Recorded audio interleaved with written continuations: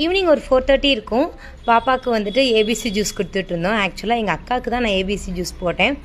ஒரு பாஸ்ட் 3-4 டேஸாக வந்துட்டு அவளும் அதை டேஸ்ட் பண்ணிட்டு ரொம்ப பிடிச்சி போச்சு அவளுக்கு. ராவா பீட்ரூட்டு அதை வந்துட்டு ஸ்மெல்லே பண்ண முடியாது. பட் ஆனால் அவள் எவ்வளோ சூப்பராக குடிக்கிறா பாருங்கள். எனக்கே ரொம்ப ஆச்சரியமாக தான் இருந்துச்சு. நல்லது தானே அப்படின்னு சொல்லி கொடுத்தாச்சு. ஈவினிங் போல் கொஞ்சமாக சுண்டலை வச்சு மூந்தனுக்கும் தஸ்விகாவுக்கும் கொடுத்தாச்சு. கொஞ்சம் சாப்பிட்டுட்டு எப்பயும் படிக்கிறதுக்கு போர் அடிக்குது அப்படின்னு சொல்லுவாங்க. சரி கொஞ்சம் மாறுதலாக இருக்கட்டும், எழுத வைக்க வேண்டாம் அப்படின்னு சொல்லிட்டு கொஷின் அண்ட் ஆன்சர் மாதிரி ஒரு புக்கு இருந்துச்சு வீட்டில், பழைய புக்கு. அதை வச்சு கொஷின் கேட்டுட்டு இருந்தேன். பிள்ளைங்க சூப்பராக குவிஸ்க்கு வந்துட்டு ஆன்சர் பண்ணாங்க. பார்க்கவே சூப்பராக இருந்துச்சு. அப்புறம் கொஞ்சம் டயர்டாயிருச்சு, நான் கூட படுத்துட்டேன். பிள்ளைங்க ஆனால் கண்டினியூ பண்ணி ஒருத்தருக்கு ஒருத்தர் ரீட் பண்ண அந்த மாதிரி விளையாண்டுட்டு இருந்தாங்க. அதுக்கப்புறம் டின்னருக்கு போயாச்சு. டின்னர் தோசை சாம்பார் வந்து மத்தியானம் வச்சுருந்தேன். குழந்தைங்களோட டைம் ஸ்பெண்ட் பண்ணது சூப்பராக இருந்துச்சு. டைம் போனதே தெரியல.